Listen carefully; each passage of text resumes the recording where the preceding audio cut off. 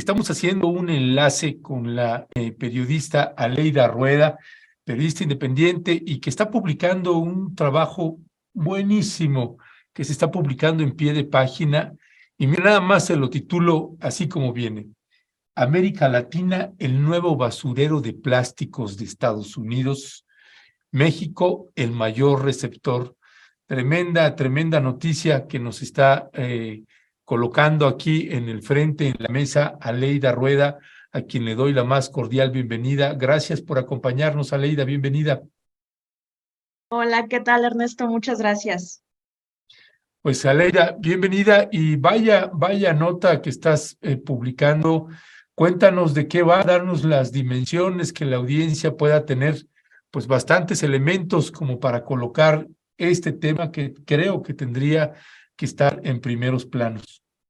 Así es, pues fíjate que es un reportaje que se basa en los últimos monitoreos, de hecho el reporte más nuevo de la Alianza Gaia, se llama, por las alternativas a la incineración, es una organización internacional y se han dado a la tarea desde 2018 hacer un monitoreo de cómo están cambiando los residuos plásticos, especialmente el transporte de residuos plásticos desde Estados Unidos a distintos países. En este caso, pues se ha visto que desde 2018 y debido a las restricciones que impuso China a la importación de plástico, básicamente China recibía más del 40% de los residuos plásticos del mundo y en 2018 dijo, ya no. Entonces, este flujo ha tenido que buscar nuevos mercados. La mayoría se ha ido a países del sudeste asiático, pero lo que nos muestra esta asociación y este grupo de activistas y de personas que se están dedicando al monitoreo es que también están llegando a América Latina, especialmente a México, a El Salvador y a Ecuador. El caso de México es quizás el más sorprendente porque pues en pocos años se han aumentado de manera muy significativa la cantidad de residuos de plásticos que recibe el país y lo preocupante pues son muchas cosas. Uno es que pues estén aceptando estas toneladas y toneladas de residuos plásticos.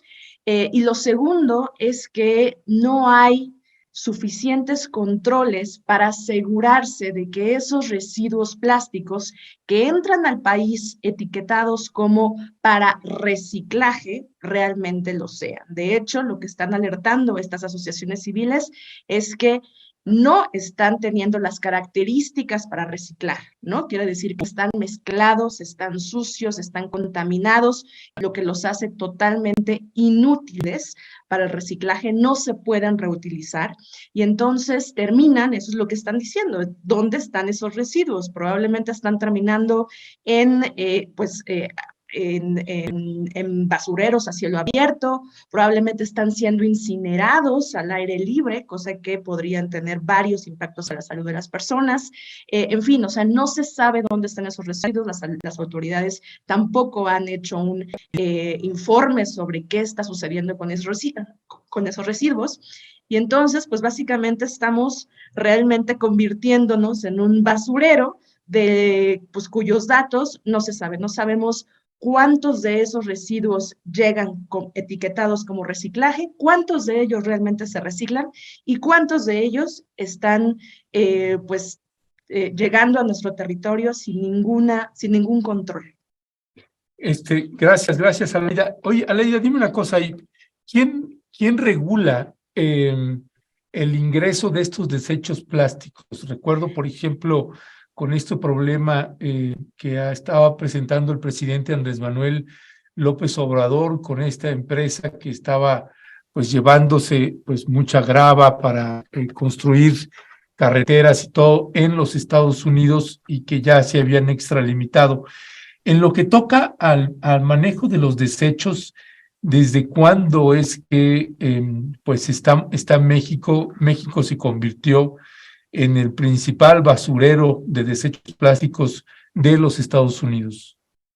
Así es, este fenómeno sucede desde hace muchos años, pero te decía, se ve ahí un salto, una cosa mucho más significativa a partir del 2018, ¿no? Entre 2018 y 19, cuando se empiezan a recibir mucho más residuos. Ahí podemos ver en esa gráfica que si bien hay residuos para muchos países en América Latina, vemos que México es el país que tiene muchos más residuos.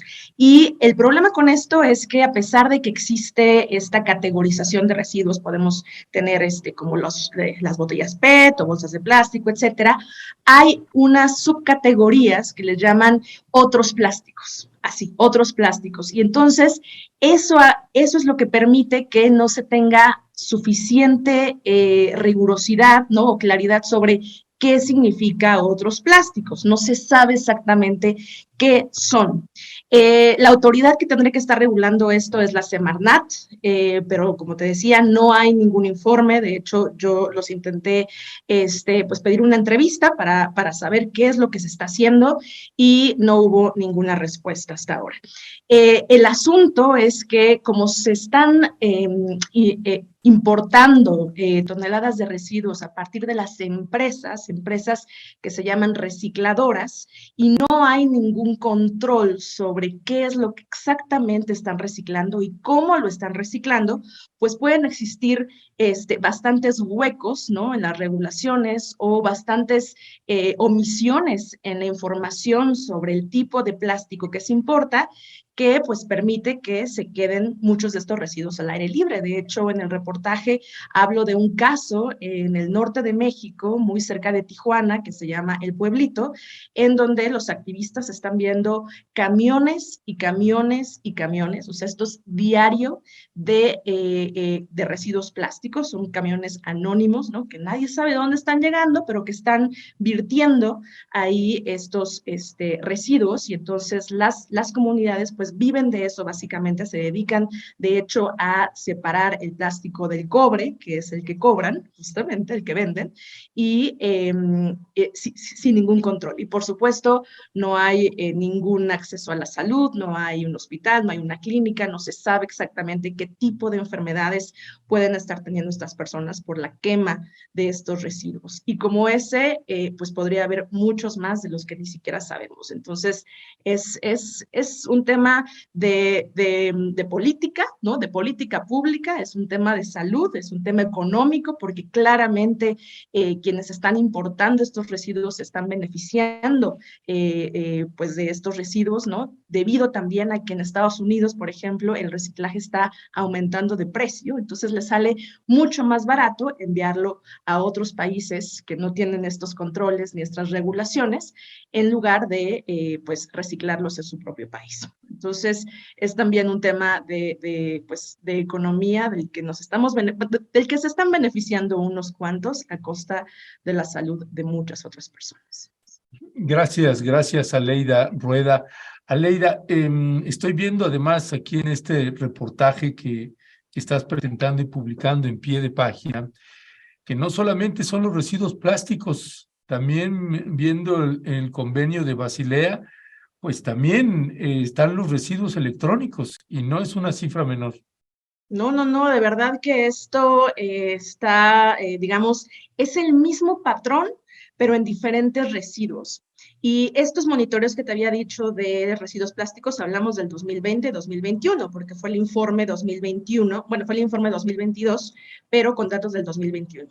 Esto de residuos peligrosos acaba de salir hace unos meses, sobre todo por activistas que se están dedicando también a evaluar de qué forma se pueden monitorear esta llegada de residuos peligrosos.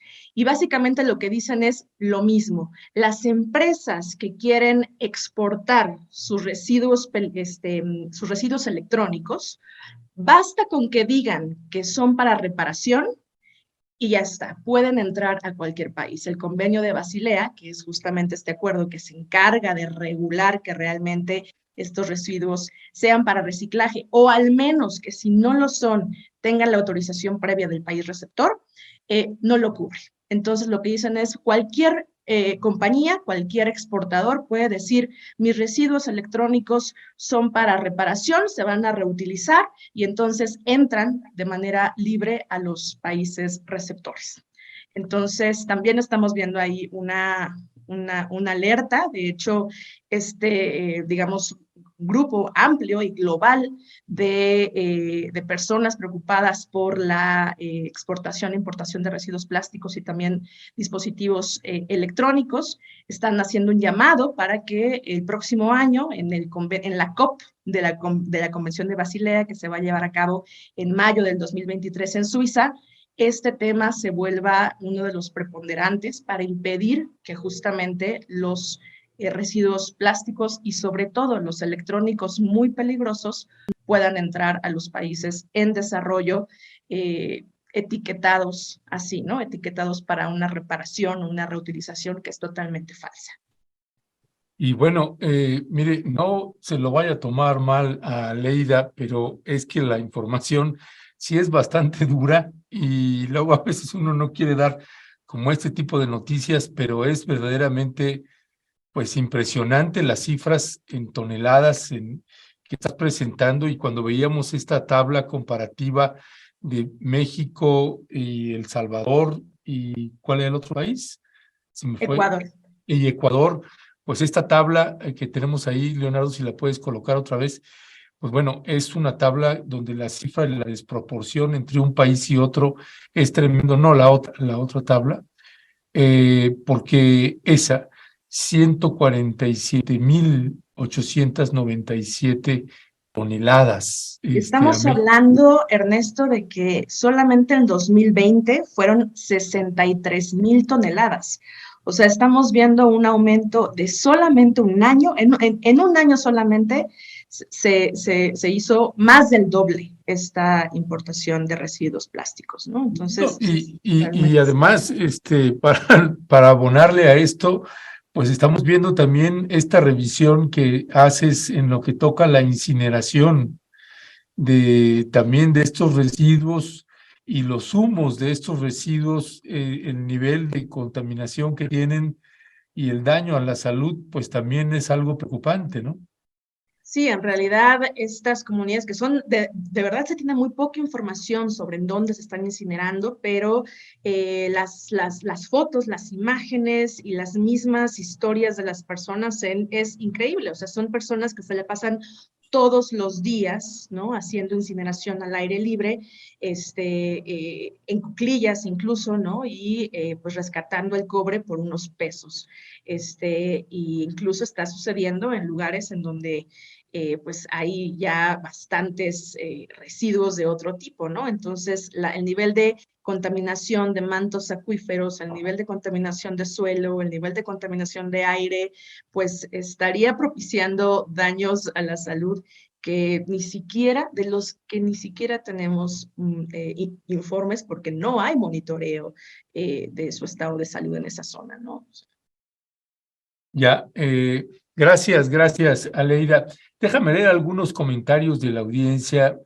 Dice Franco Leal: Ernesto, entiendo que quieran llamar la atención del público, pero decir que México es un basurero me parece excesivo.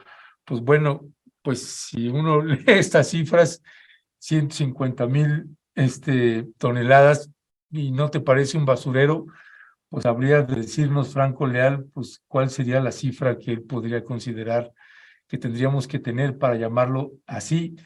Y dos, dice Santiago R. Semarnat, la dirige María Luisa Albores González, pues sí, tendría que meter ahí Semarnat, tendría que decir algo. Dice Berram, dice, pues sí, 150,000 toneladas de desechos plásticos, sí suena a que nos tienen de basurero. Lola Corre: ¿por qué se le dice residuo y no lo que es basura? Anabela Mota: ¿cuántas maneras de corrupción en las empresas que importan los residuos basura, como bien decían? Ninel Silva pregunta: ¿se pueden obtener datos sobre estados o solo se encuentra por países?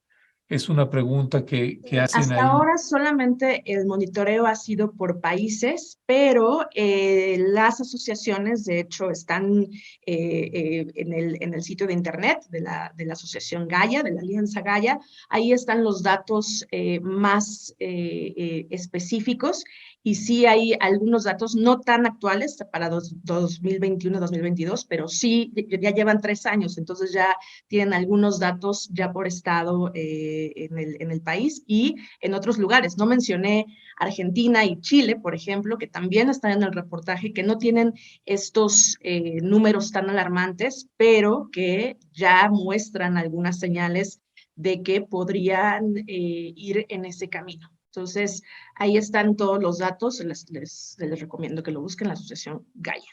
Sí, pues fíjese, nosotros platicábamos también con gente del municipio Aleida. Hace unos días platicábamos con gente del municipio Lázaro Cárdenas, allá en Quintana Roo, un municipio pues que está muy pegado también a esta pues zona turística por donde va a pasar también el Tren Maya. Y pues bueno, ya está muy pegada a Holbox, por ejemplo, y ya están las refresqueras y cerveceras pues queriendo llegar allá y empezar a montar fábricas y todo, y hay algunos pobladores que están diciendo, bueno, y el agua, ¿dónde la van a tomar? ¿Y dónde van a poner los residuos? ¿Por qué no hay una contención por parte de gobiernos municipales, estatales y el federal? Porque, pues sí, vienen los proyectos de desarrollo, pero con ello, pues vienen estas otras empresas y que vaya que si dejan pues, estos desechos y luego, ¿dónde se van a ir? Para una reflexión final, Aleida, ¿con qué cerrarías? Mira, me parece que es importante sí señalar, ¿no? Estar visibilizando estos monitoreos como sociedad civil, como ciudadanía, estar al pendiente de cómo se está haciendo esta importación de residuos, en dónde están, alertar, ¿no? Sobre si encuentran incineraciones al aire libre que pueden afectar su salud, ¿no? O sea, realmente estar atentos a todo esta digamos, patrón de residuos, de manejo ilegal de residuos plásticos. Pero por otro lado, me parece importante decir que no solamente es Estados Unidos el malo de la historia, México también tiene su propia generación de residuos plásticos, uno de los países que más residuos genera, sobre todo botellas de PET, por ejemplo. Entonces, también no quedarnos con esta sensación de, pues es Estados Unidos y pues qué malos son ellos, sino más bien estar alertas sobre estos patrones ilegales, pero también tener una visión mucho más crítica sobre lo que nosotros mismos como país estamos generando en cuanto a plástico, nuestros niveles de consumo y el manejo bastante pobre, bastante débil que se está haciendo de esos residuos plásticos. Ese es todo un tema, Leida, que también, pues, ojalá en otro momento podamos platicar. ¿Qué se está haciendo en México sobre este respecto? Hay kilómetros ahí de qué abordar y de lo que tendría que estar ya ajustando tanto autoridades locales como estatales y la propia federal. Pues, Aleida Rueda, te queremos agradecer que nos hayas tomado la llamada. Te mandamos un fuerte abrazo. Muchas felicitaciones por este brillante trabajo periodístico. Muchas gracias. Ernesto, muchísimas gracias. Gracias.